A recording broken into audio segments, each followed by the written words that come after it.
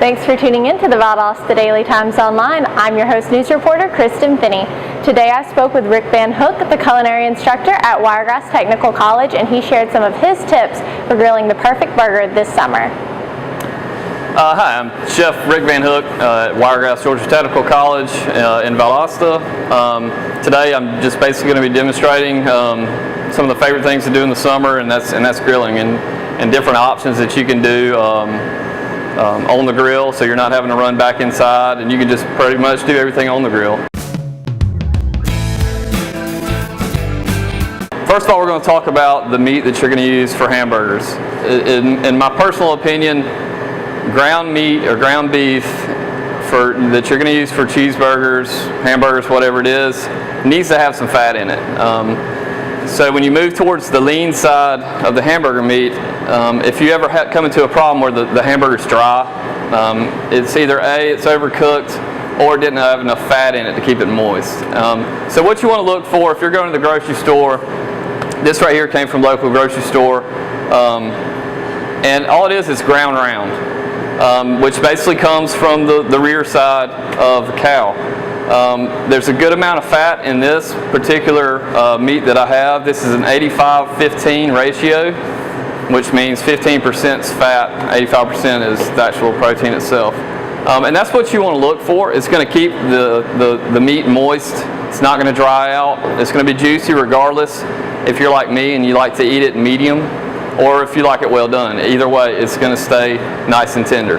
I'm also going to show you some sides to go with your burger, so you don't have to do the everyday French fry thing. I've got some produce here, and in summertime, produce is so good, especially if you're buying local. Corn is always good on the grill. Eggplant is extremely good grilled. Eggplant is one of the ingredients I'm going to use for the vegetarian burger, as well as portobello mushrooms, which these have been marinating for about 3 hours in balsamic vinegar and olive oil, which should end up being really nice on the grill. I got avocados also. This could easily be put on this vegetarian burger or any burger. In this bowl, I have what's called Savoy cabbage, and what it is, it's a really delicate cabbage that I like to use in place of lettuce. Some folks don't really care for lettuce, so Savoy cabbage is really good to use. You could just kind of shred it off there like you would lettuce.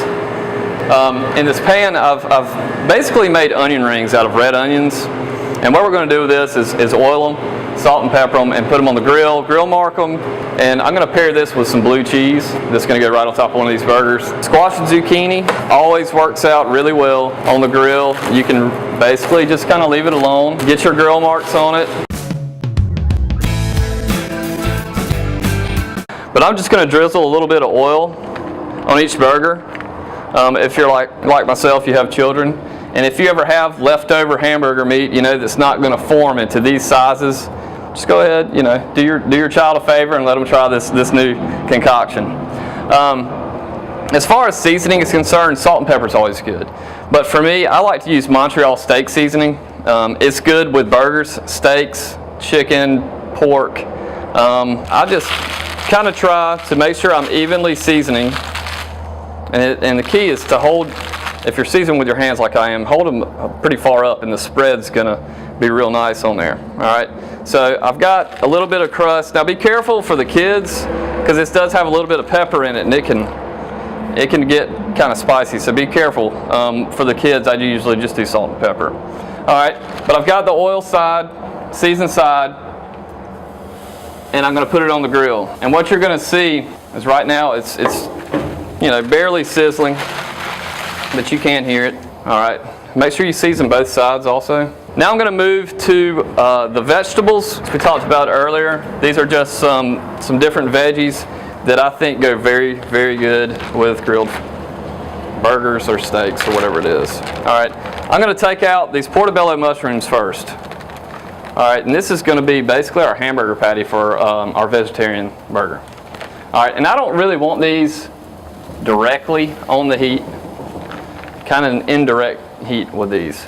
And that's how I'm going to do all the vegetables. If it's a direct heat, these hamburgers are going to be done way after the vegetables. So the veggies are going to basically be sitting and continuing to cook and then possibly turn into mush.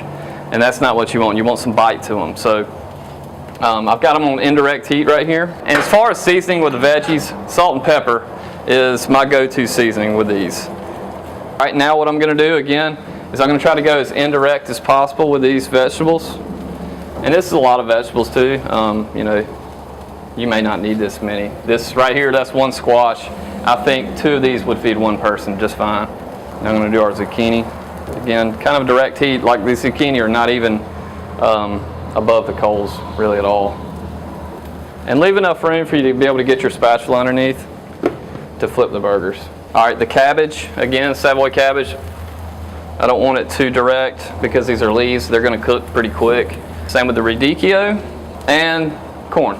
So now you've got everything here in front of you. Now it's just time to basically relax and watch it. You know, you've got the fire under control, so you're not going to worry about it flaming up.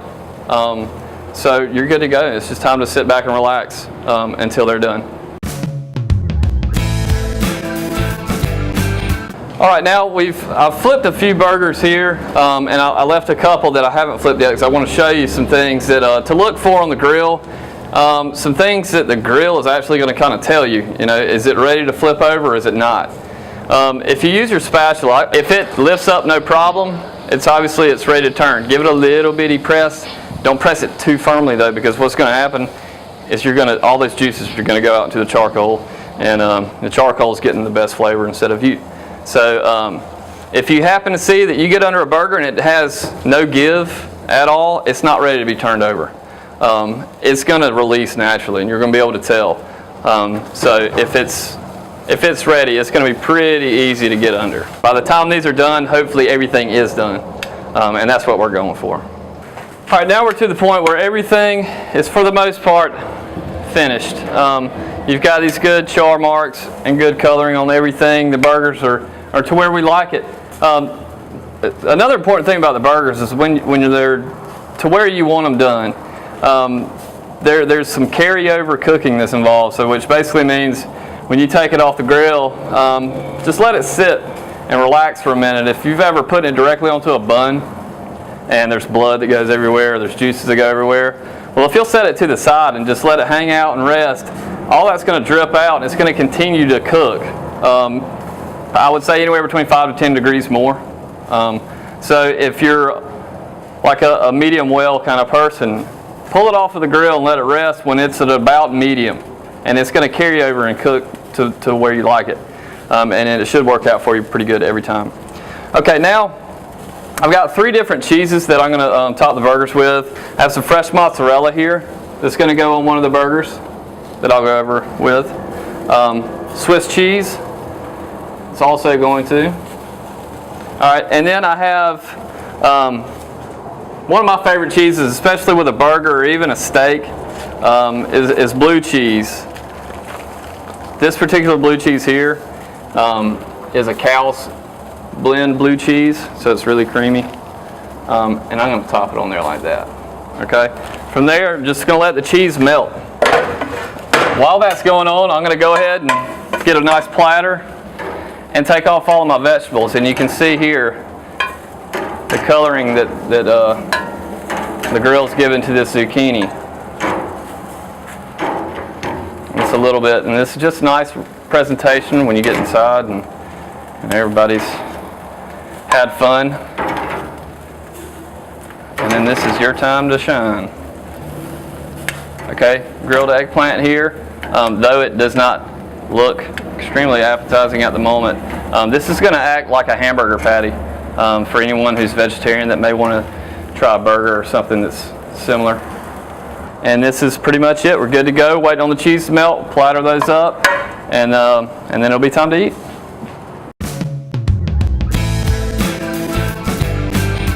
All right, so now we've got everything done. We've got our platter of vegetables ready to go. They're waiting on us. Now it's just time to assemble the burgers. The best part, you can leave it up to your guests to put whatever they want to on it, or you can kind of theme it out. And it's really up to you completely what you want to do and how much money you want to invest in it. You know, having a bunch of different toppings is always good, but I think it depends on the crowd that's coming. If you have a crowd that's wanting to experiment with some new food, then I would say, you know, make it a theme and have fun with it. Get everybody kind of involved as somewhat of a party. All right, the first burger we're going to do and assemble is what I'm calling the veggie burger. Now, I've got some really nice hearty rolls right here. These are hamburger buns from local grocery store bakery. These are going to hold up very well. What I've done, if you notice, is I've toasted the inside of each bun. What that does is it gives a nice mouthfeel. There's a nice crunch when you bite down into it, but also the most important thing that it does is it builds a barrier between the interior of the bread that's going to get soggy from the juices, from the spread, whatever it is. Well, this is like basically a little wall that keeps that spread from making the bun soggy. So that's why you really want to do it, is to keep it from getting soggy, and that's what it's going to do. Okay, first, the veggie burger. I've got all kinds of different toppings here. All of them are vegetables. Even the vegetables that you grill off, put them all together, almost make like a ratatouille thing on a bun, and that works out really well. So what I've done is I've taken it, and this is just a small one. You can, double it up, whatever you want to do. But this right here is that portobello mushroom, and also a slice of eggplant that's underneath it, with the cheese melted on top. And I put Swiss on there. I think Swiss is going to go pretty good. So we've got that. Now, as far as the spread's concerned, I've got some hummus that we've made. Hummus would be good on it. That's a vegetarian option if you want to stay away from the mayonnaise or mustard or whatever. It's going to be a nice little spread. Also, I have basil pesto, and again, it's going to go very well with anything. So it's completely up to you on what spreads you want. Olive tapenade is going to do the same thing. It's just a mixture of olives and capers and a little bit of oil, olive oil. The red pepper that we roasted, I've got it here in a container.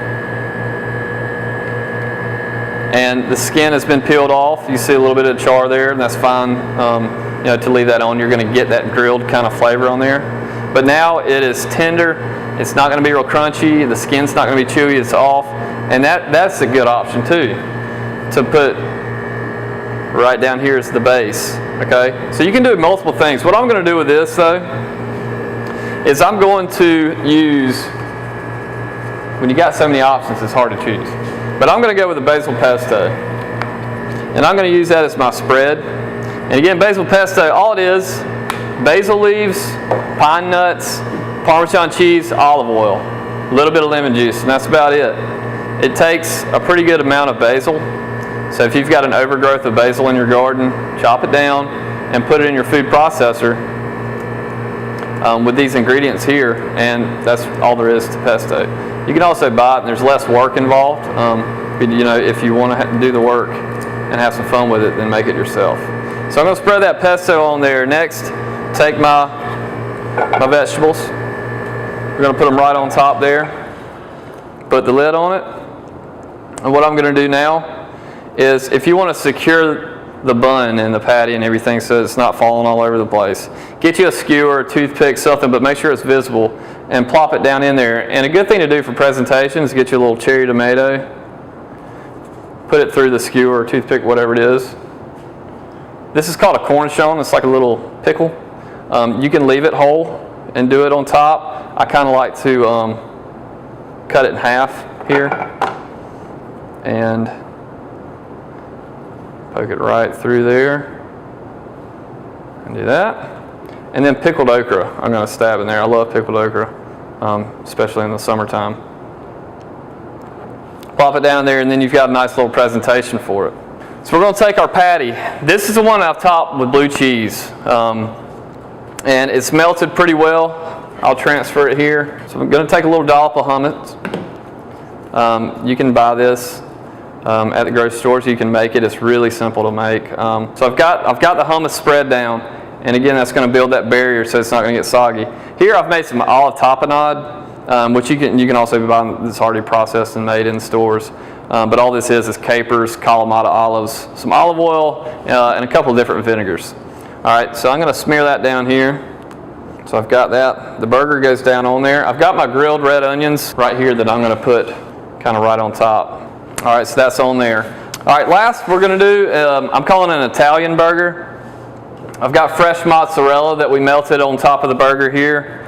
And again, the bun with the barrier. All right, and again, I'm going to be using basil pesto as the spread. All right, and I'm going to go pretty heavy with the basil pesto on this one. It's going to go really well with that mozzarella. Okay, and we're kind of going to go back to some of the ingredients that we used on that the vegetarian burger. I've got some fresh avocado that I've sliced up, Hass avocado. All right, and I'm going to lay that down on the bottom here. All right, so I'm going to lay that down. I'm going to go ahead and put the burger on. And again, you can use those grilled red onions to put them on top here with that balsamic. It's going to do the same thing. All right, taking some of that Savoy cabbage that we grilled earlier. Now I've got some raw that I've shredded really fine, and like I mentioned earlier, it's like lettuce. All right. So I'm going to plop it down on here, and don't be afraid if it goes all over the place. It probably will. All right, so now I'm going to put the lid back on. And with this one, I'm not going to get too fancy with it because it's already gigantic. And I'm going to transfer it over here. So there's the burgers for the day. Feel free to experiment and change any ingredients that you want to, any vegetables that you want to, and just have fun with it. Thank you. Thank you to Wiregrass Technical College and to Rick Van Hook. Make sure to check out the Saturday edition of the Valdosta Daily Times for summer safety tips, and make sure to tune in next time.